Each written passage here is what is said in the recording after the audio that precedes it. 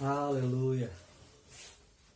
Salam sejahtera bagi kita sekalian dimanapun kita berada.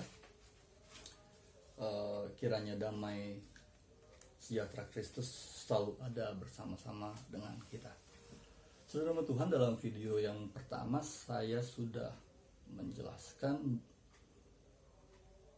posisi yang tidak mungkin dalam Ulangan 18 ayat 18 untuk mengklaim ayat itu sebagai Nabi Muhammad.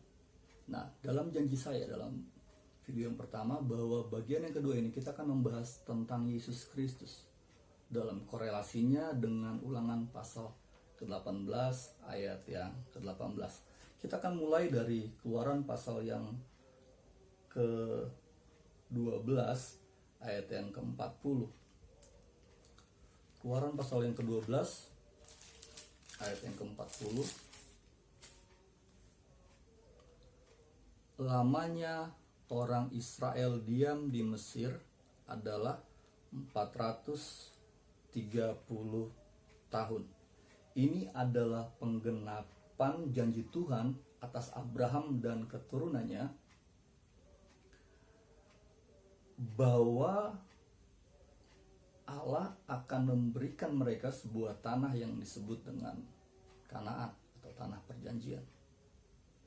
Sekaligus turunnya hukum yang berkuasa atas Israel. Berapa waktunya? 430 tahun, teman-teman.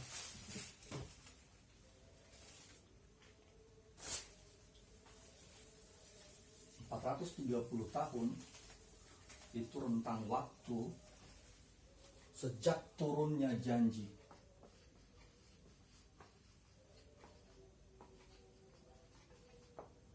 Pada Abraham.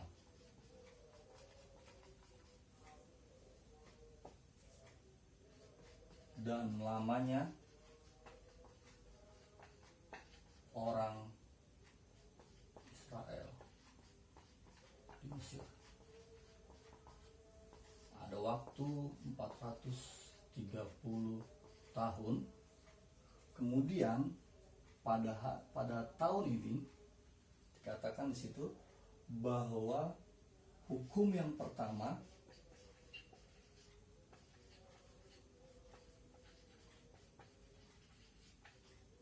Taurat diturunkan.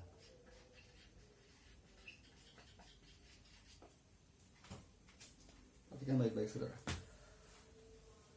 Lalu apa korelasinya itu? Apa hubungannya dengan Yesus? Saudara-saudara nama Tuhan,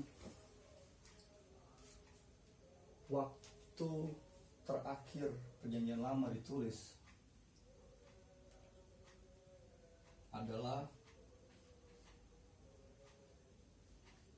kitab Maleaki. Dalam Alkitab kita, dalam kanon kita, kalau dalam kanon Ibrani, Tawarikh. Kita pakai yang Maleaki. Dari Maleaki sampai kelahiran Yesus Kristus itu dalam kalangan orang-orang Protestan Katolik biasa dikenal dengan istilah 400 silent years, 400 tahun masa sunyi, 400 tahun di mana Allah seolah berdiam diri, tidak ada firman di situ. Dan Yesus Kristus memulai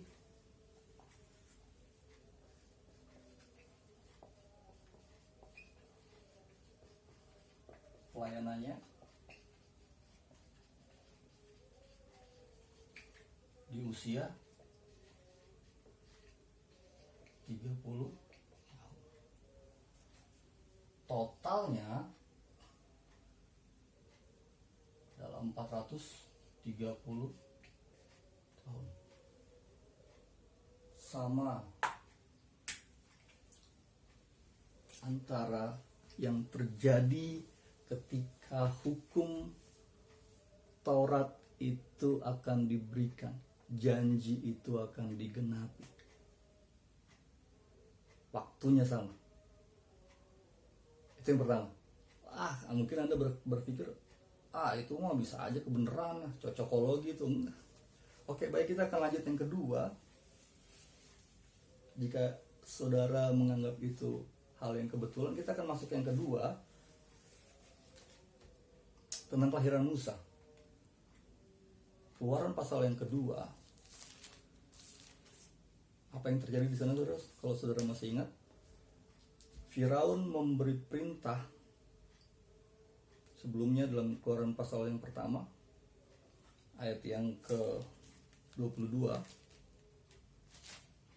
Firaun memberi perintah untuk membunuh seluruh anak orang Ibrani yang lahir sebagai laki-laki. Lalu Firaun memberi perintah kepada seluruh rakyatnya, lemparkanlah segala anak laki-laki yang lahir bagi orang Ibrani ke dalam sungai Nil, tetapi segala anak perempuan biarkanlah hidup. Pasal yang kedua, ada sebuah kejadian ketika bidan orang Ibrani menolong mamanya Musa, dan dilihat anak ini cantik katanya, anak ini bagus perawakannya, ada sesuatu yang beda dari anak ini. Ditahanlah Musa disembunyikan selama 3 bulan di dalam rumahnya. Tetapi nggak bisa lama-lama. Tentu satu waktu akan ketahuan. Akhirnya kakaknya Yokebed disuruh menghanyutkan anak ini ke sungai Nil. Dibuat sebuah peti dari pandan, kemudian dikasih dihanyutkan. Dan kemudian dia diambil oleh putri Firaun yang saat itu sedang mandi. Kemudian kita lihat kelahiran Yesus Kristus, saudara. Apa yang dialami oleh Musa juga dialami oleh Yesus dalam Matius pasal yang kedua.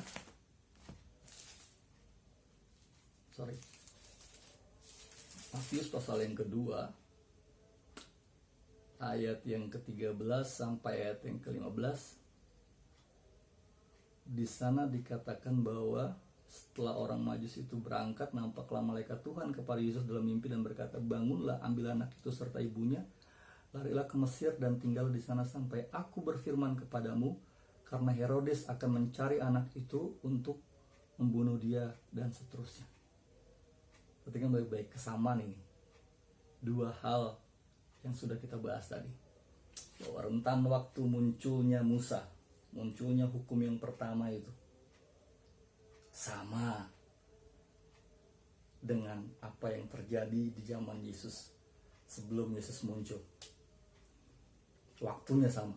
Yang kedua, Musa mau dibunuh juga. Momen yang terjadi di zaman Musa, momen yang dialami pada waktu Musa bayi, juga dialami oleh Yesus Kristus. Musa hendak dibunuh karena dia adalah anak laki-laki orang Ibrani. Yesus juga mau dibunuh oleh Herodes, sehingga harus lari ke Mesir. Apakah ini masih kebetulan juga, saudara? Yang ketiga, Musa memimpin orang Israel masuk melewati air, supaya kemudian Firaun dan pasukannya dikubur di dalam air, tenggelam di dalam air, mati. Dalam Keluaran pasal yang ke-12, saudara nanti bisa baca di sana. Buat kita, mungkin sebagian kita membaca kisah itu ya sebagai sebuah miracle aja, sebagai sebuah mukjizat Tuhan untuk menolong umatnya. Padahal kalau kita jeli mempelajarinya, apa yang dilalui oleh Musa dan Israel pada saat itu adalah sebuah simbol untuk menggenapi Ulangan 18 ayat 18 ini. Seorang nabi akan kubangkitkan sama seperti engkau. Detail sekali Tuhan menunjukkan tanda-tanda melalui Yesus Kristus. Dalam Matius pasal yang ketiga, Yesus pun masuk ke dalam air. Yesus juga memimpin umatnya. Dia menginstruksikan umatnya supaya mereka dibaptis untuk menenggelamkan kuasa dosa, untuk mematikan kuasa dosa, sehingga ketika kita keluar dari air, setelah kita keluar dari air, Roh Kudus turun sama seperti yang Yesus kerjakan. Bukankah itu sebuah kesamaan atau hanya kebetulan semata? Kita lanjutkan lagi, saudara Tuhan. Yang keempat, dalam Keluaran pasal 34 ayat yang ke-29, sebelum hukum yang pertama itu ditulis, sebelum hukum yang pertama itu dirilis, bahasa kerennya seperti itu ya, Musa dibawa ke Gunung Sinai, dan dia berpuasa di sana. Alkitab mencatat dia tidak makan dan tidak minum selama 40 hari 40 malam. Lalu kalau kita compare dengan Yesus, sebelum hukum yang kedua itu, perjanjian yang baru itu, hukum kasih karunia itu diturunkan setelah Yesus dibaptis. Matius mencatat dia dibawa ke padang gurun dan dicobai selama 40 hari 40 malam, saudara-saudara Tuhan. Dan setelah itu kita lihat dalam Matius pasal yang kelima,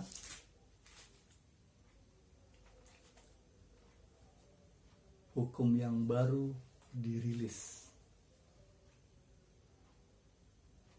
Khotbah di bukit adalah hukum yang baru, ditandai dengan pencobaan di padang gurun. Sama seperti Musa, Yesus pun melakukan hal yang sama. 40 hari sebelum hukum itu dirilis, 40 hari sebelum itu juga hukum yang kedua juga dirilis. Ini adalah hal yang bukan kebetulan lagi, saudara. Sudah 4 hal yang saya sampaikan sih. Sudah 4 poin yang menyamakan nabi ini dengan Musa.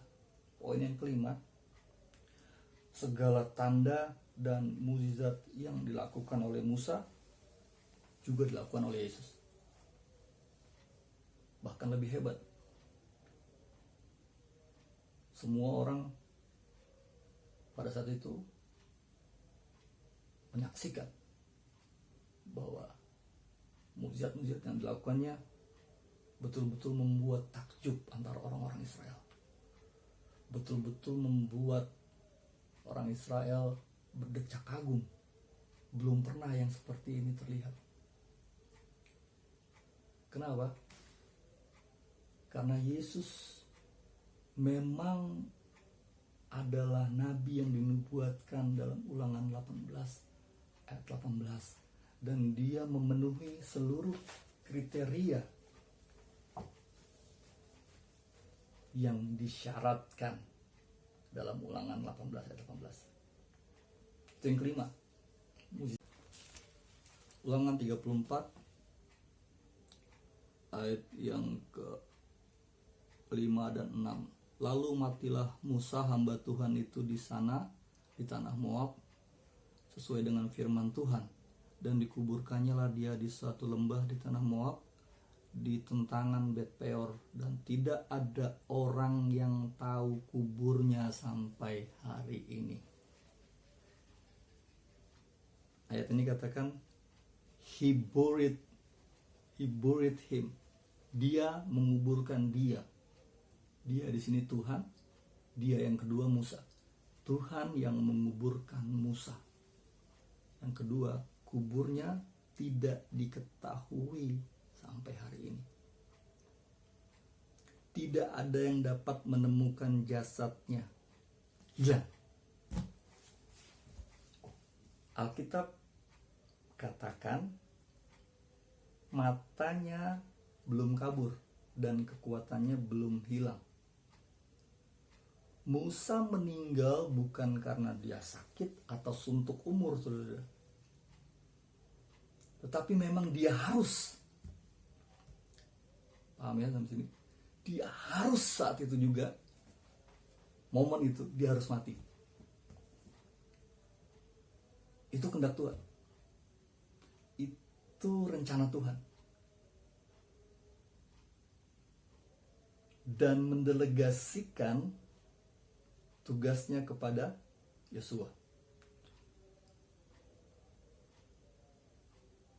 Bagaimana dengan kematian Yesus? Yesus juga mati bukan karena sakit atau hal-hal lahiriah yang biasa terjadi pada manusia. Tetapi Yesus harus mati untuk memenuhi kehendak Bapa, untuk menyelamatkan manusia. Dan setelah kematiannya, dia mendelegasikan tugas selanjutnya pada Allah Roh Kudus. Lukas 24 ayat 49 sedang dikatakan, kamu harus tinggal di kota ini sampai kamu menerima kuasa yang tertinggi. Dan lebih jelasnya lagi, delegasi itu dikatakan dalam Yohanes pasal yang ke-16 ayat yang ke-13. Misalnya dikatakan, tetapi apabila ia datang, yaitu Roh kebenaran, ia akan memimpin kamu ke dalam seluruh kebenaran. Sebab ia tidak akan berkata-kata dari dirinya sendiri, tetapi segala sesuatu yang didengarnya, itulah yang akan dikatakannya, dan ia akan memberitakan kepadamu hal-hal yang akan datang. Ia akan memuliakan aku, sebab ia akan memberitakan kepadamu apa yang diterimanya daripadaku. Segala sesuatu yang Bapa punya adalah aku punya. Sebab itu aku berkata, ia akan memberitahukan kepadamu apa yang diterimanya daripadaku. Perhatikan baik-baik ayat 13, kita garis bawahi bagian yang pertama. Tetapi apabila ia datang, yaitu Roh kebenaran, ia akan memimpin kamu dalam seluruh kebenaran. Yesus Kristus menyelesaikan tugasnya mati di kayu salib. Dan Roh Kudus menyempurnakan kehendak Bapa itu, tugas Bapa itu, untuk memimpin umat-umatnya sampai kepada tujuan seluruh kebenaran firman Allah. Dialah yang akan memimpin kita kepada seluruh kebenaran. Musa mendelegasikan tugas selanjutnya kepada Yosua. Yesus Kristus mendelegasikan tugasnya kepada Roh Kudus. Sama bukan? 6 poin ini mungkin cukup bagi kita untuk membuka pikiran kita bahwa yang dimaksud dalam Ulangan 18 ayat 18 tidak lain, tidak bukan, dengan bulat hati, dengan bulat suara saya katakan, dia adalah Yesus Kristus, Tuhan kita. Kiranya Tuhan kita Yesus Kristus memberkati kita semua, dan Allah Roh Kudus memimpin kita dalam seluruh kebenaran untuk sampai kepada tujuan kita, yaitu surga yang kekal. Maranatha, Tuhan Yesus memberkati kita. Haleluya.